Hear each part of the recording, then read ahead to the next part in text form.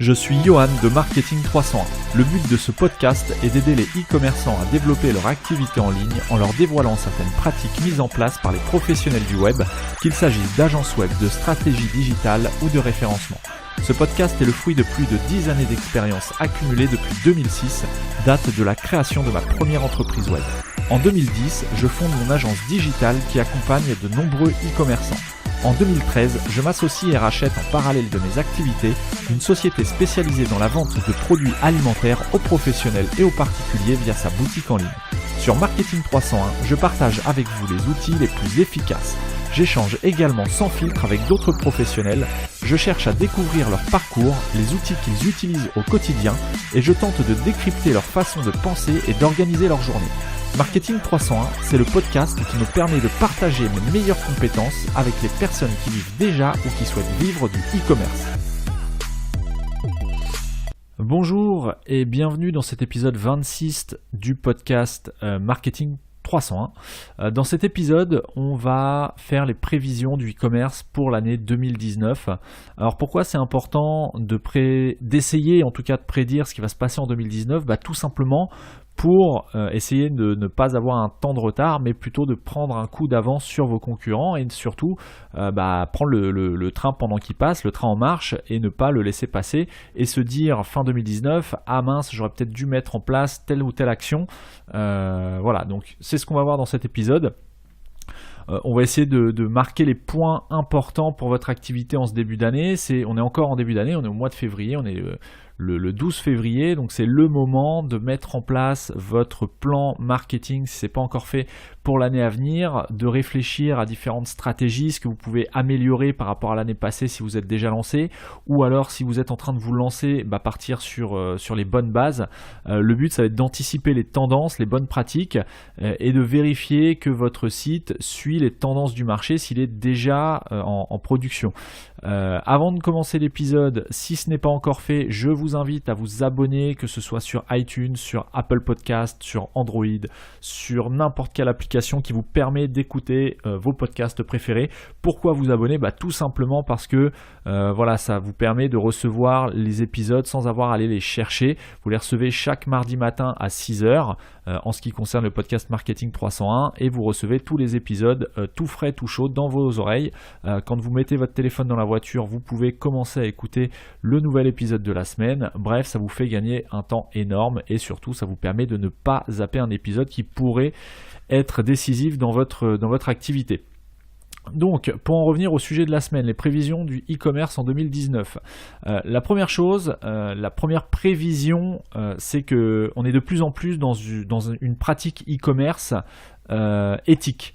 En 2018, la FEVAD, donc la Fédération du e-commerce et de la vente à distance, a réalisé une étude qui montre qu'il y a eu plus de 9000 boutiques en ligne entre 2017 et 2018. Donc le e-commerce est vraiment en train de se développer, c'était déjà le cas, mais il continue plutôt de se développer puisqu'on observe la FEVAD observe entre 2017 et 2018 une augmentation de 9000 boutiques en ligne actives par rapport à 2017, à savoir qu'aujourd'hui, en France, il y a 182 000, un peu plus de 182 000 sites marchands actifs. J'insiste bien sur le actif. Donc ce sont des sites qui vendent, qui ont une réelle activité. 182 000 plus 9 000 entre 2017 et 2018.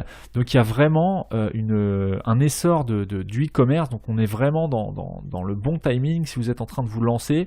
Si vous êtes déjà lancé, c'est vraiment le moment de mettre en place peut-être une démarche éthique. Alors qu'est-ce que c'est qu'une démarche éthique ? Ça peut être, c'est un engagement dans les enjeux de société. Ça peut être quelque chose qui touche à la protection de l'environnement. Est-ce que vous faites du Made in France ? Est-ce que vous êtes dans le commerce équitable ? Bref, mettez en avant l'éthique que vous essayez de véhiculer à travers votre activité. Par exemple, il y a une application qui s'appelle Reforest Action, Reforest Action en bon français. C'est pas une application, c'est une association qui permet aux e-commerçants de proposer à leurs clients de planter un arbre pour 1 euro de plus. Je sais plus si c'est 1 euro ou 90 centimes ou 99 centimes, bref, ça permet d'ajouter au panier lorsqu'un client fait un achat, d'ajouter un 99 centimes de plus qui vont être automatiquement reversés à l'association Reforestation. Bon, je parle souvent de cette association-là parce que c'est vraiment celle qui revient le plus souvent, mais il y en a probablement d'autres, je vous invite à faire vos recherches. L'idée, ce qu'il faut retenir, c'est qu'en 2019, il va vraiment falloir mettre en place une démarche d'éthique, une démarche de protection de l'environnement, peut-être des participations dans le milieu associatif. Le but, ça va être sensibiliser le consommateur, de jouer sur son émotion pour lui donner une bonne image de votre marque, vous différencier de ce que font vos confrères ou vos concurrents, ça dépend comment vous les appelez, et surtout donner envie d'acheter sur votre site en sensibilisant un petit peu le consommateur, en lui disant que s'il achète chez vous, eh bien il participe au développement de telle ou telle cause. Donc ça peut être vraiment intéressant d'un point de vue marketing. Alors non seulement c'est un argument marketing, mais c'est aussi réellement utile puisqu'en fonction de la démarche que vous allez entamer, en fonction de l'engagement que vous allez prendre sur certains enjeux de société, eh bien ça va être véritablement utile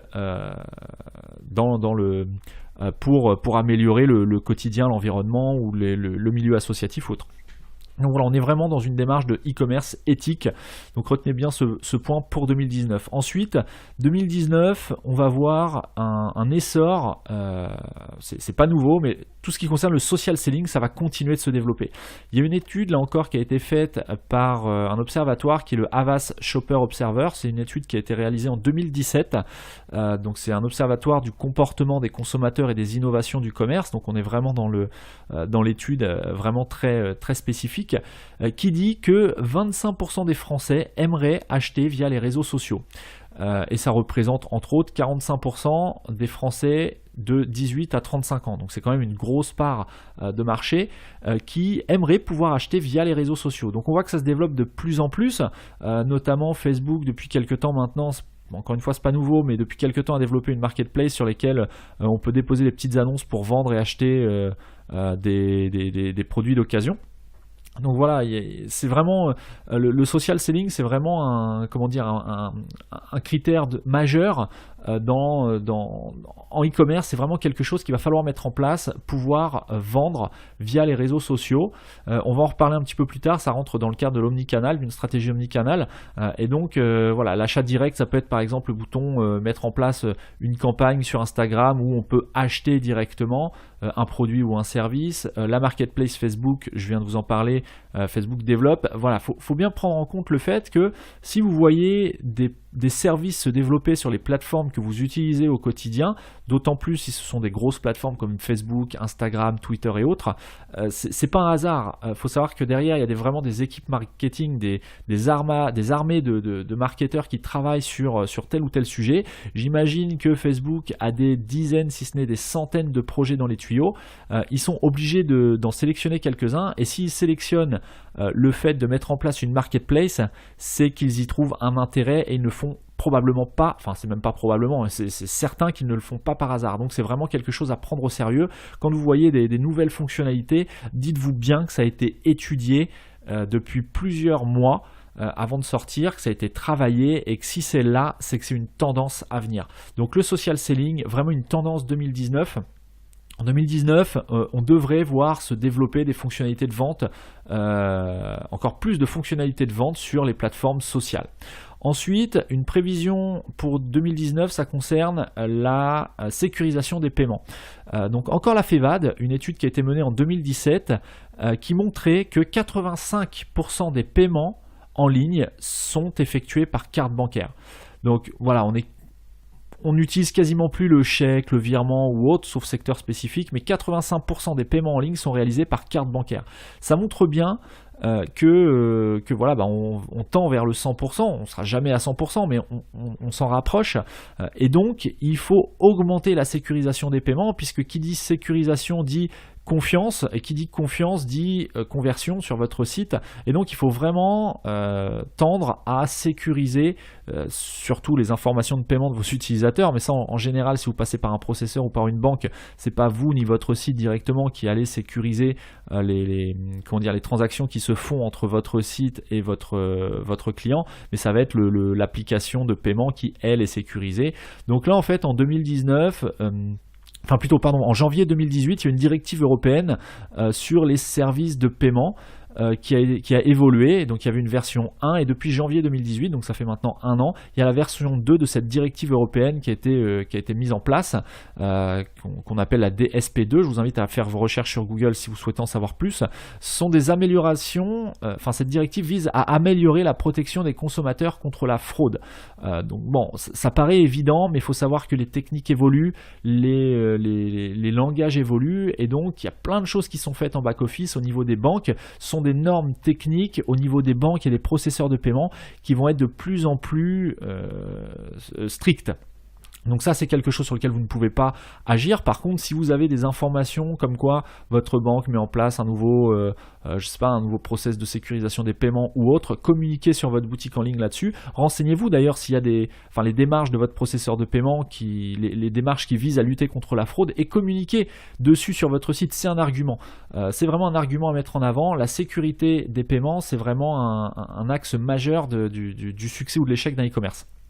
D'autant plus en 2019, puisque si en 2017 il y avait 85% des paiements en ligne qui étaient réalisés par carte bancaire, c'est que c'est quand même un argument de poids.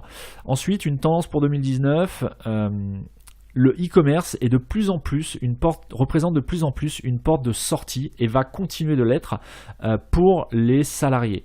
Il y a une étude qui a été menée par YouGov, donc c'est une société d'études de marché, et Payplug, donc c'est une étude qui a été faite en collaboration entre YouGov et Payplug. Payplug, c'est une solution de paiement en ligne, une étude qui a été réalisée en 2018, qui montre qu'il y a de plus en plus de salariés qui souhaitent quitter leur job, qui souhaitent quitter leur emploi pour se lancer en indépendant dans le e-commerce et donc devenir leur propre patron. Donc le e-commerce, ça rejoint un petit peu ce qu'on a vu en début, l'étude de la FEVAD en 2018 qui montrait qu'il y avait plus de 9000, il y avait une augmentation de 9000 boutiques en ligne par rapport entre 2017 et 2018. Bon bah voilà, en 2019, il y a de plus en plus, ça va s'accentuer, il y a de plus en plus de personnes qui vont souhaiter prendre leur envol, voler de leurs propres ailes, devenir leur propre patron et se lancer en e-commerce. C'est aussi pour ça qu'on voit fleurir un petit peu partout des formations sur le dropshipping, sur le e-commerce en général. Encore une fois, c'est pas par hasard. Il faut savoir que s'il y a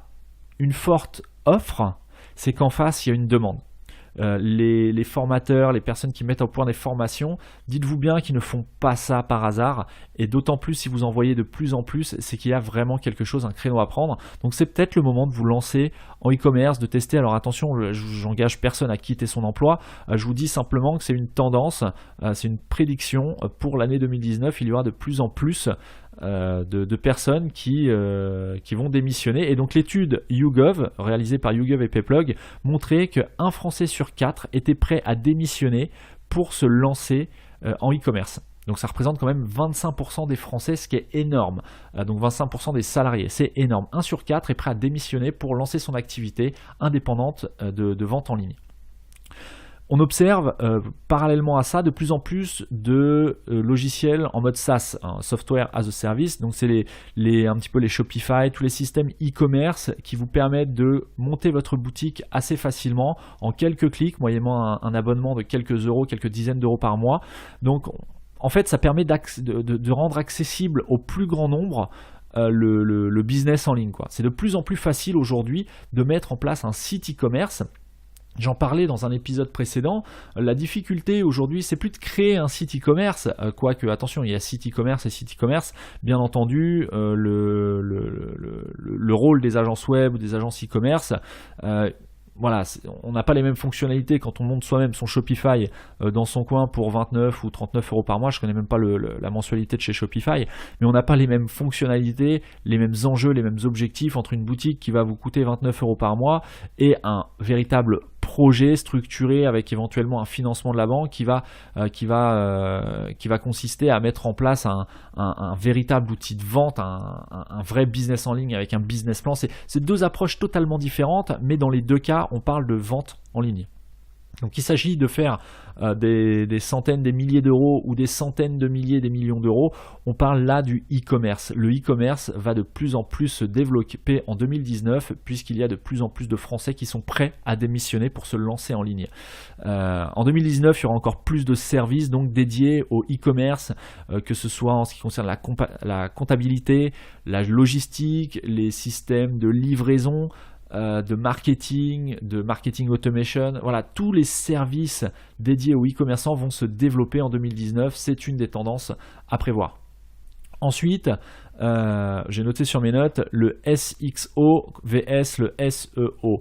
En 2017, SEMrush, qui est un outil d'analyse de trafic, de mots-clés, de positionnement de sites sur certains mots-clés sur Google, bref, c'est un outil d'analyse web, SEMrush, j'en ai déjà parlé dans d'autres épisodes, a réalisé une étude en 2017 qui montrait que 4 visites sur 10 sont issus de recherche organique, c'est-à-dire des moteurs de recherche. Sur un site, sur 10 visites que vous recevez, il y en a 4 qui sont issus des moteurs de recherche. Ça veut dire quoi ?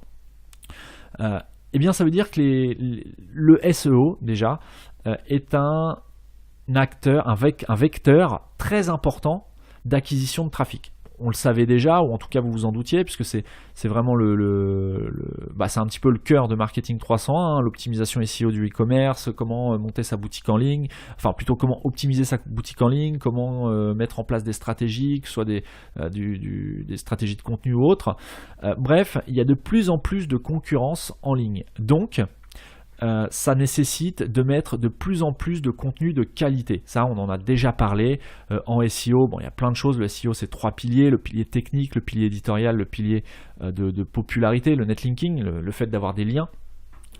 Mais on va, en 2019, pousser un petit peu ces besoins d'optimisation et on tend de plus en plus vers une optimisation de type SXO pour Search Experience Optimization, c'est-à-dire qu'on va plus simplement se contenter de mettre en ligne les contenus et d'optimiser la vitesse du site et autres, ce qu'on peut voir en SEO classique, mais on va rajouter à ça une tendance d'amélioration d'expérience des utilisateurs, l'UX, le User Experience.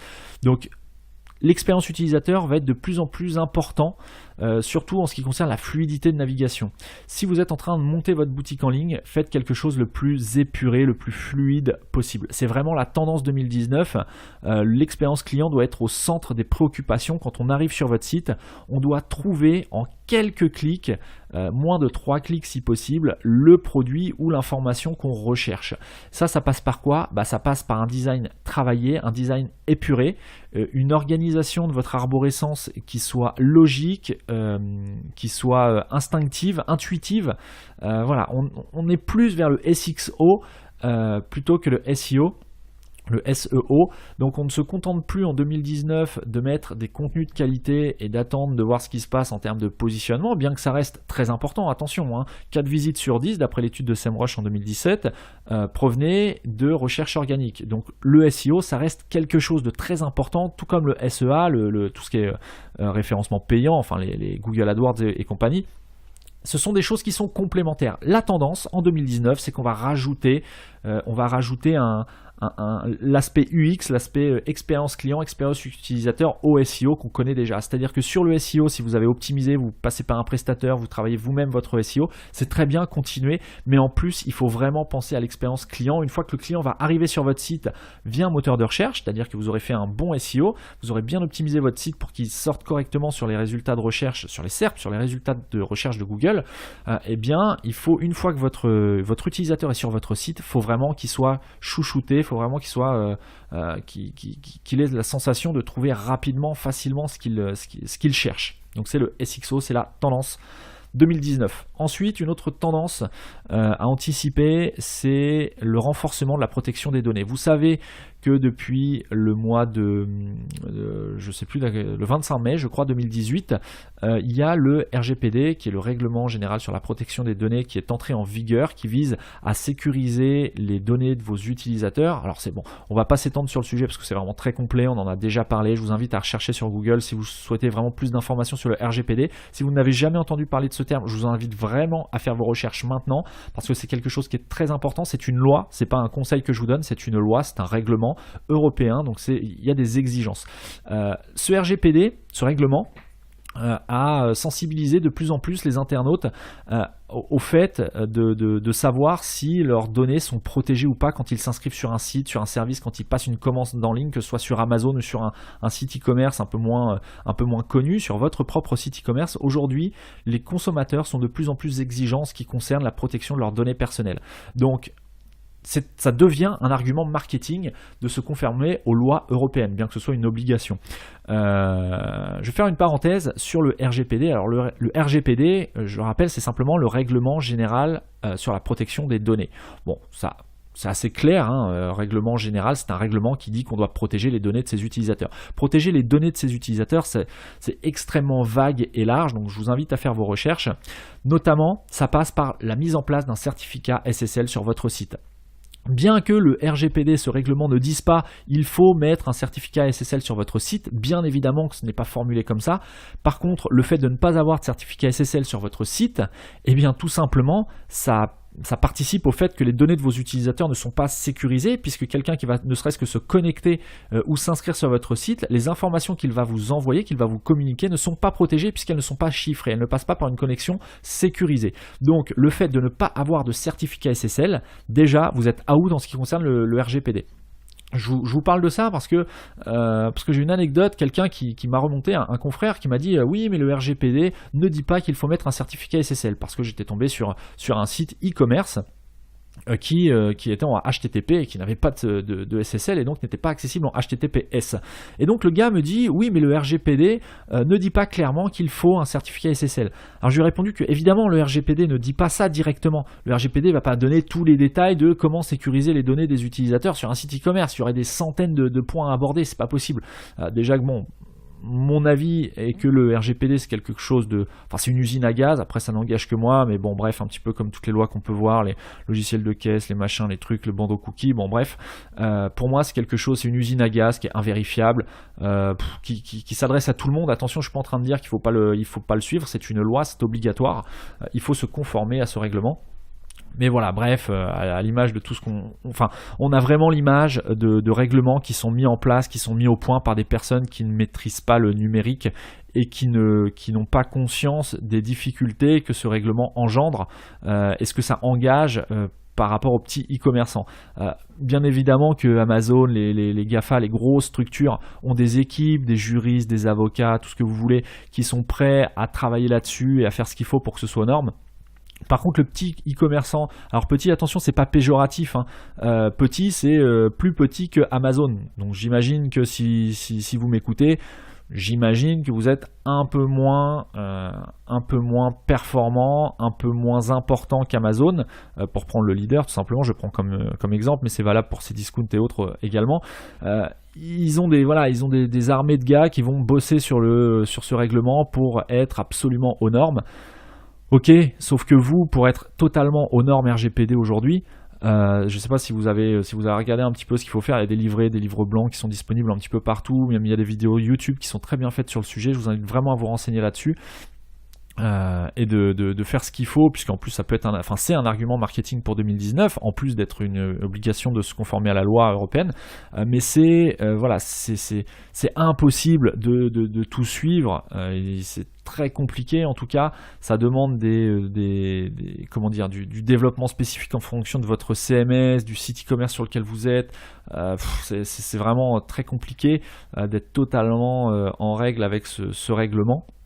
Mais il faut s'en rapprocher. Et donc quand il y a des choses faciles qu'on peut mettre en place, que vous pouvez mettre en place aussi simplement qu'un certificat SSL, s'il vous plaît, faites-le. C'est super facile, ça coûte pas très cher. Si vous passez par du Let's Encrypt, parenthèse faite, je ne soutiens pas spécialement Let's Encrypt pour une activité e-commerce. Attention, le fait que Let's Encrypt soit gratuit, c'est très bien. Alors pour ceux qui ne le savent pas, Let's Encrypt, c'est une association qui vise à permettre à n'importe qui gratuitement d'avoir un certificat SSL. Alors c'est très bien, on ne va pas rentrer dans le détail, j'en ai parlé dans un autre épisode de Marketing 301. Je vous invite à faire vos recherches sur marketing301.net ou sur votre application de podcast pour retrouver un petit peu l'épisode qui parlait des certificats SSL. Mais tout ça pour dire que, voilà, au minimum, allez, dans le pire des cas, mettez un Let's Encrypt, mais soyez accessible en HTTPS si vous avez une boutique en ligne. Pour le blog, c'est un autre débat. Les sites qui n'ont pas vocation à faire des ventes en ligne ou à conserver des données utilisateurs, ou en tout cas à demander des informations des données utilisateurs, c'est un autre débat. On ne rentrera pas dans ce débat. Mais par contre, en e-commerce, moi je vous le dis, c'est obligatoire. Pour moi, c'est obligatoire. Un site e-commerce qui n'a pas aujourd'hui, en février 2019, qui n'a pas de certificat SSL, pour moi, c'est un rigolo. C'est quelqu'un qui n'a pas compris ce qu'il faisait, ou alors qui prend vraiment par-dessus la jambe le fait de protéger les données des utilisateurs. Parce que bien que ce soit une usine à gaz, selon moi, ça n'engage que moi, ce RGPD, ce règlement, ça va quand même dans le bon sens d'une protection des données de vos utilisateurs. Et ça, on ne peut pas le nier, c'est quelque chose de très très bien. Donc en 2019, il va falloir être un peu plus malin pour rester en conformité, pour vous mettre en conformité, tout en respectant une certaine expérience utilisateur. Moi, je bannis le bandeau cookie. Il y a d'autres moyens de rester conforme RGPD en ce qui concerne le fameux bandeau. Vous savez, les bandeaux, aujourd'hui, quand on arrive sur un site internet, on a un bandeau qui nous demande si on est d'accord pour que des cookies soient posés sur notre ordinateur, etc. Blablabla. Quand c'est pas un encart qui vient carrément en lightbox bloquer votre écran pour vous dire j'accepte ou je refuse.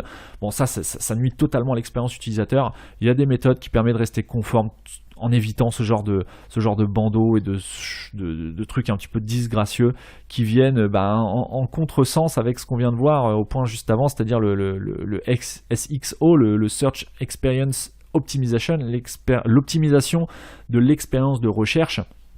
Donc voilà.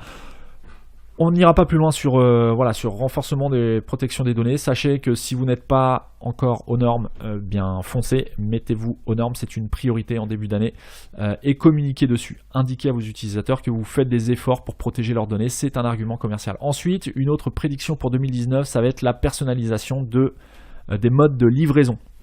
Alors l'IFOP, là c'est l'Institut français d'opinion publique, a réalisé une étude en 2018 qui dit que 85% des internautes préfèrent la livraison sur rendez-vous. Alors là je vous avoue que j'ai été moi-même un petit peu étonné quand j'ai vu le résultat de cette étude qui est relativement récente, puisque c'est une étude de 2018. Il y a quelques mois, je ne sais pas la date exacte, mais 2018, 85% des internautes préfèrent se faire livrer avec prise de rendez-vous de la part du transporteur. Donc ça, il y a plusieurs services aujourd'hui qui le proposent, notamment le DPD, GLS, etc. Tous les gros transporteurs proposent la prise de rendez-vous, alors moyennant une cotisation un petit peu plus importante de la part de vos clients, mais on peut proposer ce genre de service. Aujourd'hui, l'utilisateur, il faut savoir que ce qu'il recherche quand il commande en ligne, c'est une réception de son produit rapidement, en bon état et pas cher si possible, avec un faible coût. Si possible, gratuit, là vous ne pouvez pas faire mieux. Par exemple, je vous donne un exemple, Cdiscount a été récompensé pour son système de livraison on demand. Donc le 25 juin 2018, Cdiscount a inauguré ce service de livraison on demand qui consiste à livrer en 30 minutes ses clients dans tout Paris. C'est-à-dire qu'en moins de 30 minutes, vous pouvez recevoir votre commande. C'est quelque chose d'assez innovant puisqu'ils ont été récompensés justement à Cdiscount pour cette avancée de service. Et donc la logistique on demand, ça consiste, c'est la suivante. En fait, quand vous passez une commande sur Cdiscount et que vous optez pour la livraison on demand, donc là c'est disponible uniquement pour les personnes en région parisienne. Donc Chronopost, donc c'est un partenariat qu'ils ont passé avec Chronopost et les livreurs à vélo Stuart. Si je ne me trompe pas, parce que là je ne l'ai pas noté, mais il me semble que c'est Chronopost et Stuart. Chronopost va récupérer dans l'entrepôt Cdiscount votre colis, va le déposer dans le lieu de stockage en consigne pick-up Chronopost, le plus proche possible du destinataire. À ce moment-là, une fois que le colis est consigné chez Chronopost à côté du lieu de livraison, le destinataire va recevoir, donc vous en tant que client, vous allez recevoir un SMS et un mail qui va vous permettre de programmer soit la livraison le jour même dans un créneau de 30 minutes, soit de programmer pendant 7 jours max, si je ne me trompe pas, pendant 7 jours maximum, vous allez pouvoir programmer une livraison. Donc là on est dans la livraison avec rendez-vous, clairement, mais en plus on est dans la livraison ultra rapide, on est dans de l'express, dans le XX Express, on peut pas faire moins de 30 minutes, je suis désolé, mais c'est quelque chose d'assez exceptionnel et ça faut le reconnaître. Cdiscount a bien bossé là-dessus. Et donc le destinataire va pouvoir programmer un créneau de livraison soit dans les 30 prochaines minutes, soit pendant 7 jours, réserver un créneau de 30 minutes dans lequel il sera livré. Et à ce moment-là, il y a quelqu'un de chez Stuart qui va récupérer votre colis chez Chronopost et qui va vous livrer à vélo ou en vélo cargo. Donc voilà, la livraison personnalisée, la livraison rapide avec un produit en bon état, donc une livraison qualitative. Les colis ne doivent pas être malmenés, avec un coût faible pour le client final. À vous de voir si vous offrez ce service gratuitement en incluant le coût dans le prix de vente de vos produits. Alors après, bon, c'est à voir en fonction de vos marges et tout ça, mais c'est vraiment un argument de vente assez redoutable et qui va de plus en plus se démocratiser en 2019. Donc si vous avez des possibilités d'améliorer votre service de livraison, je vous invite à le faire dès maintenant, ou en tout cas à y réfléchir dès maintenant. Une autre tendance pour 2019, ça va être le web design. Cette fois, c'est une étude qui est un peu plus ancienne, qui a été réalisée par Ecoroy en 2016. Donc Ecoroy, c'est un site de code promo. Donc cette étude dit que 93% des acheteurs en ligne estiment qu'un site esthétique, donc un site qui est joli, rassure plus et permet de chercher, de déclencher un achat.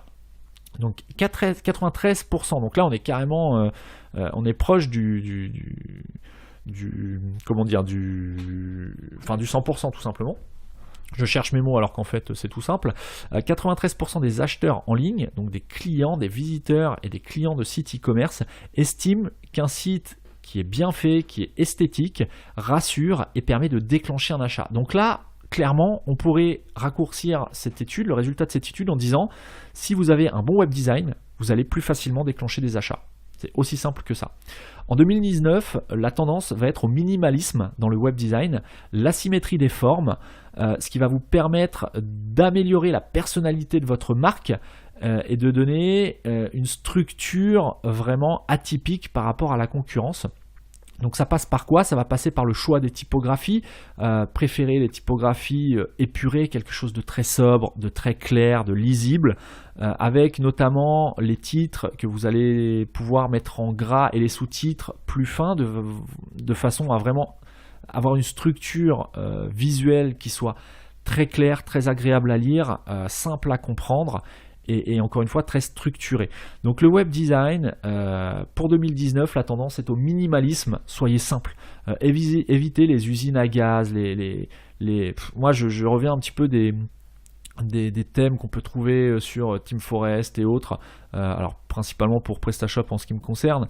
Team Forest c'est très bien, on trouve vraiment des thèmes super jolis, mais mon Dieu c'est super lourd, c'est pas optimal, même si on vous dit, alors attention, ne croyez pas les promesses qui sont faites par les développeurs de thèmes, attention, je suis pas en train de dire que les développeurs de thèmes sur Team Forest ne font pas bien leur travail, je suis en train de dire que ce sont des thèmes à tout faire qui doivent convenir à un maximum de e-commerçants et donc ils intègrent un maximum de fonctionnalités dont vous ne vous servirez probablement jamais. Donc vous allez avoir un site ou un thème graphique qui va être ultra riche, ultra lourd, alors qu'on revient de plus en plus au minimalisme, c'est-à-dire à des thèmes très très épurés. Soyez simple. Voilà, mon conseil en ce qui concerne le design de votre site pour 2019, soyez simple, épuré, clair et précis.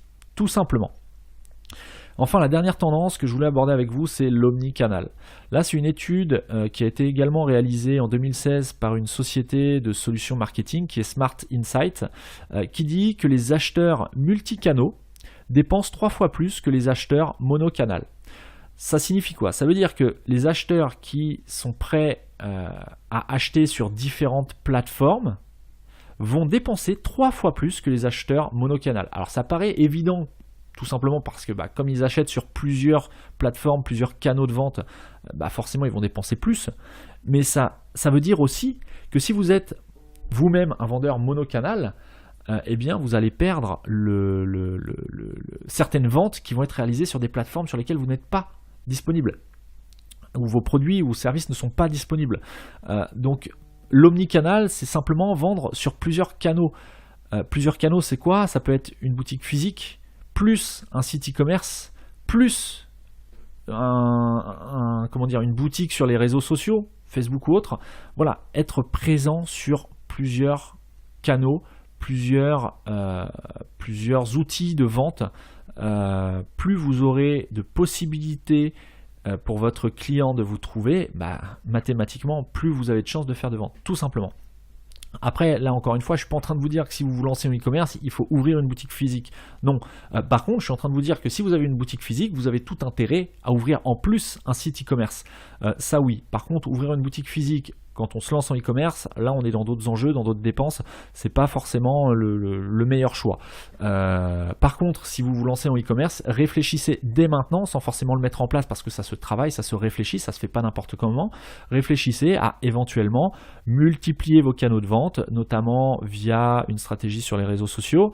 Alors les réseaux sociaux, la question qui revient souvent, c'est sur quel réseau social dois-je être présent? Ça dépend simplement de votre clientèle, de votre cible, des produits que vous vendez. Si vous vendez, encore une fois, ça on l'a déjà abordé plein de fois dans les épisodes précédents, si vous vendez à des professionnels, privilégiez peut-être LinkedIn par rapport à Facebook, et inversement, si vous vendez aux particuliers, privilégiez peut-être Facebook par rapport à LinkedIn. Bon voilà, parenthèse fermée, ce qu'il faut retenir, c'est que voilà, l'omnicanal, c'est une tendance 2019. On verra de plus en plus d'outils qui vont faciliter l'accès à l'omnicanal, donc ça c'est plutôt une bonne nouvelle, puisqu'aujourd'hui c'est pas forcément simple de faire des ponts, de faire des liaisons entre vos différentes surfaces de vente. Et bien en 2019, on verra de plus en plus d'outils facilitant l'accès à cette multiplication des canaux de vente. Donc voilà pour les tendances un petit peu 2019, je ne sais pas si c'est des choses auxquelles vous aviez pensé, des choses que vous avez déjà mises en place. En tout cas, je vous invite vraiment à, si ce n'est pas fait, renoter chaque point. Donc un petit rappel rapide des points qu'on vient de voir. Point numéro 1, le e-commerce éthique. Soyez éthique dans votre façon de vendre, dans les produits que vous vendez. Ensuite, le social selling, la vente sur les réseaux sociaux. Ensuite, la sécurisation des paiements. Communiquez dessus si vous savez que votre organisme de paiement met en place des nouveaux process, des nouvelles procédures, des nouvelles techniques, des nouveaux algorithmes. Enfin bref, s'ils ont une action qui vise à sécuriser les paiements et à lutter contre la fraude, communiquez dessus. Ça ne pourra que renforcer votre crédibilité auprès de vos acheteurs. Ensuite, le e-commerce est de plus en plus, ça l'est déjà, mais ça va être de plus en plus, ça va s'accélérer, une porte de sortie pour tout un chacun. C'est-à-dire quelqu'un aujourd'hui qui est salarié dans une structure, quelle que soit la structure, va être de plus en plus prêt, amené et va être de plus en plus séduit par le fait de démissionner au profit de sa propre activité en ligne. L'autre tendance, le point noté, le SXO versus le SEO.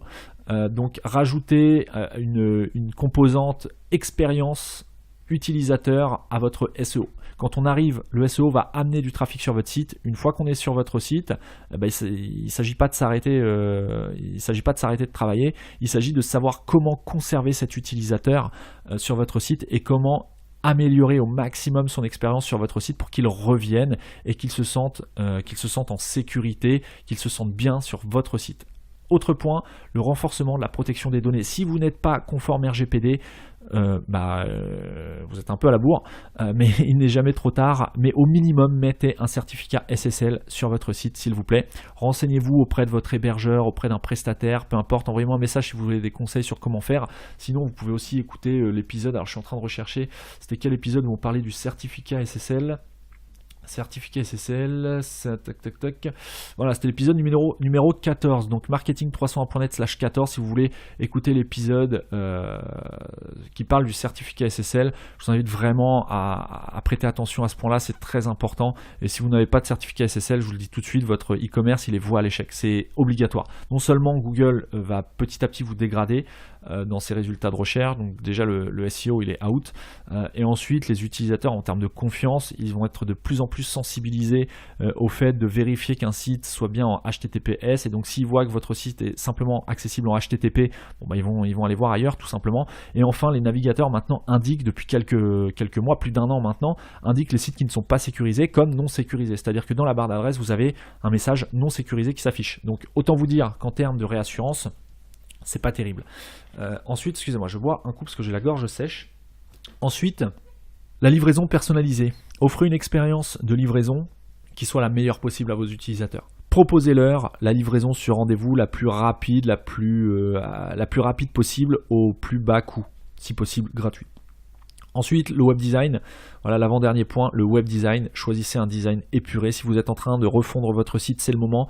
Un design minimalisme, évitez les sapins de Noël, ce que j'appelle les sites sapins de Noël où ça clignote partout, il y a des effets visuels de partout, il y a des slides de partout, des trucs qui défilent dans tous les sens. Ça, c'est à bannir pour 2019. En tout cas, c'est mon conseil.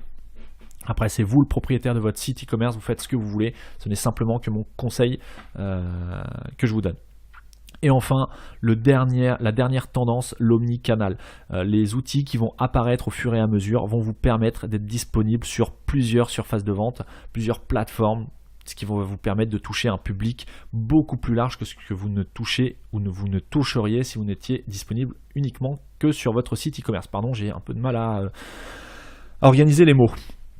Donc voilà, en conclusion, c'est le moment d'ajuster votre stratégie pour 2019. Réfléchissez, prenez un temps, posez-vous, prenez 1 heure ou 2 pour vraiment poser sur papier l'état actuel des choses.